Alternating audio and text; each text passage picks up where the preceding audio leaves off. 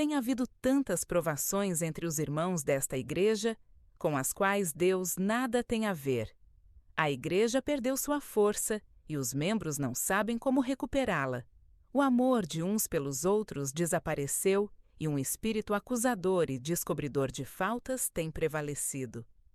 Tem sido considerada uma virtude descobrir tudo o que os outros pareçam ter de errado e torná-lo pior do que em realidade o é.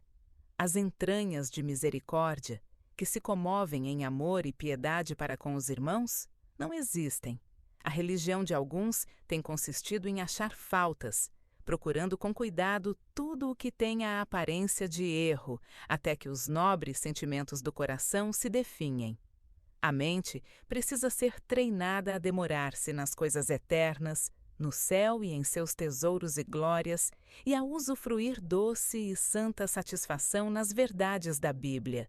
Deve ter prazer em apropriar-se das preciosas promessas registradas na Palavra de Deus e delas extrair conforto, a erguer-se acima das trivialidades para as coisas de peso eterno. Mas, quão diversamente tem sido a mente empregada, envolvendo-se com ninharias. As reuniões da igreja, como têm sido realizadas, são uma real maldição a muitos. Essas provações pré-fabricadas têm propiciado total liberdade a todo o mal imaginável. São alimentados ciúmes, o ódio é estimulado, mas eles não o percebem. Uma errônea ideia tem se fixado na mente de alguns. Reprovar sem amor, impingir aos outros seus conceitos acerca do que é direito e não poupar a ninguém, mas abatê-los com peso esmagador. Vi que muitos na igreja têm tido tanto cuidado com seus irmãos para mantê-los no caminho reto, que negligenciam o próprio coração. Ficam tão temerosos de que seus irmãos não sejam zelosos e se arrependam que se esquecem de que têm erros que precisam ser corrigidos. Com coração não santificado, tentam corrigir seus irmãos.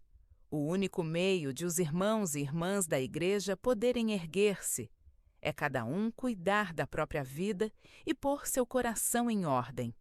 Se há pecado patente num irmão, não o conte a outrem, mas com amor pela vida desse irmão, um coração pleno de compaixão e entranhas de misericórdia, exponha-lhe o erro e deixe o assunto entre ele e o Senhor. Assim você cumpriu o seu dever. Não lhe compete julgar. Tem sido considerado com certa indiferença o fato de controlar, condenar e manter um irmão sob reprovação. Tem havido zelo de Deus, mas não com entendimento. Se cada um puser sua vida em ordem, quando houver encontro dos irmãos, seu testemunho será claro, procedente de um coração íntegro. E aqueles que não creem na verdade serão impressionados. A manifestação do Espírito de Deus os convencerá de que vocês são filhos de Deus. O amor de uns pelos outros será patente a todos, convencerá e exercerá influência. Vi que a igreja pode ressurgir. Lancem-se à obra individualmente, sejam zelosos e se arrependam. E depois de corrigirem todos os erros conhecidos, então creiam que Deus os aceita. Que não se lamentem, mas tomem a Deus em sua palavra. Que o busquem diligentemente e creiam que Ele os recebe. Uma parte da obra é crer, porque fiel é o que prometeu. Exerçam fé. Os irmãos da igreja, bem como os de outros lugares, podem erguer-se e beber da fonte de salvação de Deus. Podem agir de modo sensato e cada um ter experiência individual na mensagem da testemunha fiel aos laodiceanos. A igreja sente que está caída, mas não sabe como levantar-se. As intenções de alguns podem ser muito boas e talvez eles as confessem. Vi, contudo, que são observados com suspeita e considerados ofensores por uma palavra, até que não tenham mais liberdade nem salvação. Eles não se atrevem a externar os mais simples sentimentos do coração porque são vigiados. É do agrado de Deus que seu povo o tema e que tenham confiança uns nos outros. Vi que muitos tiram vantagem do que Deus mostrou com respeito aos pecados e erros dos outros. Tiram conclusões extremadas do que me foi mostrado em visão e usam-nas de tal maneira a enfraquecer a fé de muitos naquilo que Deus tem mostrado e também desanimam a igreja. Um irmão deveria tratar o outro com terna compaixão, lidar delicadamente com seus sentimentos. A obra de tratar com os erros dos outros é uma tarefa dificílima e muito importante.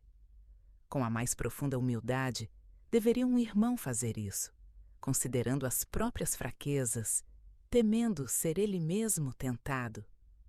Contemplei o grande sacrifício que Jesus fez para redimir o homem. Ele não considerou sua vida tão preciosa que não pudesse sacrificá-la.